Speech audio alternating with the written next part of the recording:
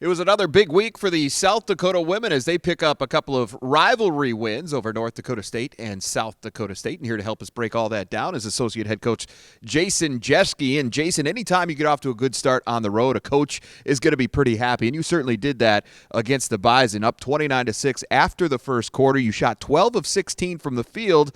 And as happy as you were offensively, you may have been even happier on the defensive end from the sound of it. Yeah, absolutely. Our defense was great at the start. Our defense led to offense. We were able to turn them over, and we were able to keep the ball out of the post for the most part, which is where they're really, really good.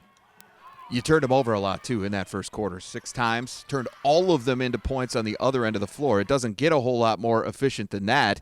What was the secret to turning the Bison over? Well, I think just being active and having active hands, moving to the ball. We got some deflections that didn't lead to turnovers and then some others that did. Our activity was really good off of the ball. Our pressure on the ball was good. And then that allows our offense to gain rhythm because we're able to push the ball in transition, and then naturally that leads to better shots. And talk about that rhythm, because 12 of 16, that's pretty ridiculous. On top of that, you were 3 of 4 from 3 in that first quarter, and that continued throughout the entire first half. So how do you know when you've clicked into that kind of rhythm? Well, I think it's one thing. We had a defensive rhythm. We were working together and we had good harmony on the defensive end, and then that leads to sharing the ball on the offensive end. The other thing we were talking off camera is NDSU has a lot of different defensive looks, and our kids were able to see which defense it was and execute and find a shot that was a good shot against that defense, and they were just clicking, and it was fun to watch. When we talk about efficiency, whether it be defensive or offensive, it doesn't get a whole lot better than what Monica Arens gave you on Thursday night. She goes for 18 points on 7 of 7 shooting. She was 4 of 4 from 3.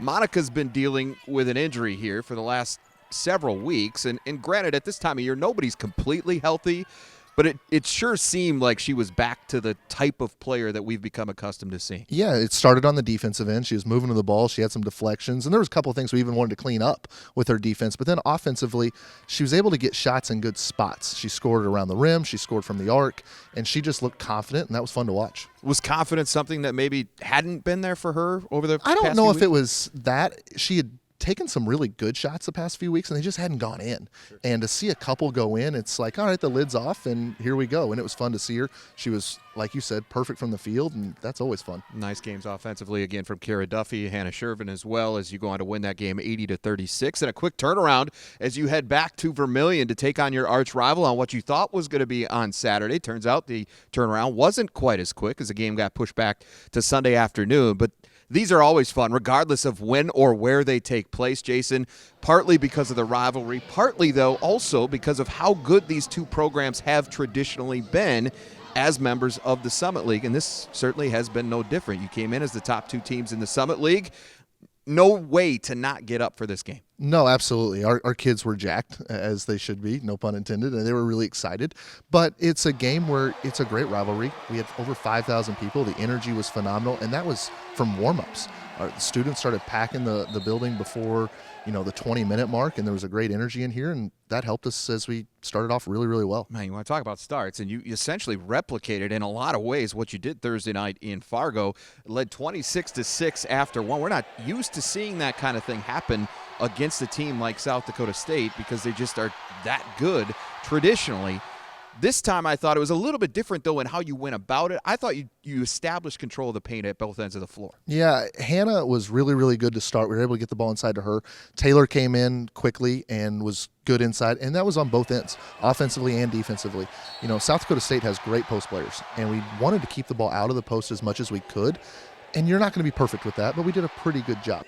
But to be able to keep the ball out and then wall up and force them to score over our outstretched arms, and then we were able to get rebounds and push in transition, which gave us then score opportunities at the other end. Of course, it's one thing to build a big lead against South Dakota State. It's another to keep it because this is a team that you just kept expecting the run to come, and it never did. Their largest scoring run of the day was 5 points. How did you guys manage to keep them locked down offensively? Because it felt like they were never comfortable on that end of the floor at any point. Well, they did get some rhythm in the second quarter, and their cuts were really, really hard, and they exposed us a couple of times. I thought our young ladies did a great job of staying keyed in, staying locked in, and we got a lot of deflections again. And that's such a key. When you're able to move to the ball and you're able to keep the ball out of the paint and keep them off of the free throw line, which we did a good job of, and then also to finish possessions with rebounds, to keep them off of the glass because they're a great offensive rebounding team. That allowed us to keep the runs at a minimum. So you end up holding them to their lowest, tying their lowest offensive output of the season with just 48 points. It's the third straight opponent now that you guys have managed to hold below 50 points. That's a pretty good accomplishment and something that we have seen from this program under Don Plitzowite before. But how much rhythm or how much confidence do you have on that defensive end of the floor right now going into the rest of the Summit League schedule, not only because of what you've done, but the fact that you managed to do it among those three teams? One of them is South Dakota State. Well, I do think there's a confidence factor and a rhythm factor like you talked about defensively. We have a veteran team, and they're able to handle a lot of things. And when they see something once and a team beats us on it, usually they adjust on the fly. We don't even have to adjust it for them. Our girls are constantly talking to each other, talking to themselves. Okay, I'm not going to get beat this way again. And that's just a tremendous thing to watch. We have great leadership, and they're working their tails off on that end. Well, the nice thing is they've earned a few days off here. You don't play again until Friday as Purdue Fort Wayne comes into town, and then you've got Oral Roberts also coming to the Stanford Kyle Sports Center. That one coming up on Sunday. So as you look at the week ahead, how do you keep the ball rolling in the direction that you are right now? It just really seems like you're clicking on all cylinders, but of course you know that target is about as big as it's ever been on your backs right now. Yeah, absolutely. I think the biggest thing is there's things that we need to grow and learn from. And so we'll go back to the film from both the NDSU game and the SDSU game and start to try to refine some things and get better in some areas where maybe we struggled. And then these two opponents, they both shoot the three really, really well in conference play. So we have to make sure that we can defend the arc, but then also defend the interior and finish off possessions with a rebound. And that's going to be key. All right. Well, congrats to you, the rest of the staff, your entire team on what was a great week for South Dakota women's basketball. Good luck to you against Purdue Fort Wayne and Oral Roberts this week, and we look forward to seeing how it all goes down. Thanks a ton, Jay.